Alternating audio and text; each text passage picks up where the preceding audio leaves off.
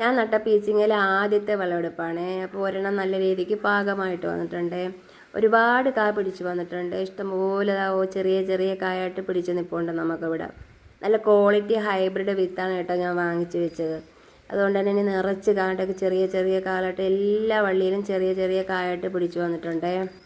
നല്ലതുപോലെ വള്ളികളെല്ലാം പന്തലിച്ച് വരുന്നുണ്ട്. ഇവിടെ ഒരെണ്ണം നിൽപ്പുണ്ട്. പക്ഷേ നമുക്ക് പാകമായിട്ടില്ല, അത് പിന്നൊരു ദിവസം എടുക്കാം. ഇവിടെയും ഒരെണ്ണം പാകമായിട്ട് വരുന്നതേ ഉള്ളൂ.